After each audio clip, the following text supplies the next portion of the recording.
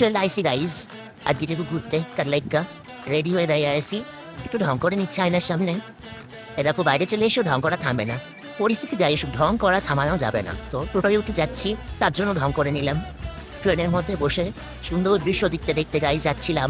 Hot করে ট্রেনটা থেমে বললো আপনার স্টেশন চলে এসে উঠে পড়লাম টোটোতে। তারপরে রোদের মধ্যে হাঁটতে হাঁটতে গাইস টিকিট কেটে নিলাম। তারপর গঙ্গার সৌন্দর্য দেখতে দেখতে মায়াপুর মন্দিরের দর্শন পেয়ে গেলাম। তারপরে আবার হাঁটতে হাঁটতে চিকন চিকন পায়ে চলে গেলাম গাইস পুরামাতলা মন্দিরে। গিয়ে একটু পুজো দিয়ে দিলাম। তারপরে খিদে লাগা গেল আমার। আবার খিদে পাইলে মাথায় কাজ করে না, তাই খাবার কিনে নিয়ে তাড়াতাড়ি সেটা সাবার করে চললাম মায়ের মামার বাড়ির উদ্দেশ্যে। তারপরে গিয়ে দেখলাম বন্ধ। আমি কোথায় যাচ্ছি সেটা তো বলাই হয়নি। আমি যাচ্ছিলাম মায়াপুর। যেতে যেতে দেখি অজগর মহাশয়ের দর্শন। অজগর না, ওটা অন্য কিছু। যাই হোক, আবার খিদে লেগে গেল। গঙ্গার সৌন্দর্য দেখতে দেখতে চলে গেলাম মায়াপুর।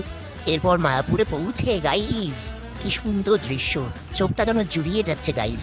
তারপরে আমি একটু ঢং করে নিলাম মন্দিরের সামনে। আমার আবার ঢং না করলে হয় না।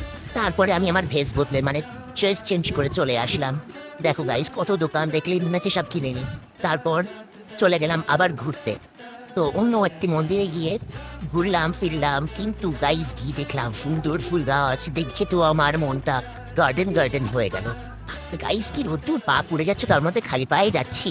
গিয়ে দেখি গাইস লিচু গাছ। মনটা তো করছিল সব ছিঁড়ে বাড়ি নিয়ে আসি, কিন্তু তারপরে মনে পড়লো এটা পেটানো। তাই খিদে মেটানোর জন্য সব খেয়ে চলে গেলাম গোমাতার কাছে। গোমাতার কাছে গিয়ে দেখি গোমাতা তো আমার দিকে মুখ ফিরিয়ে চলেই যাচ্ছে। অপমান।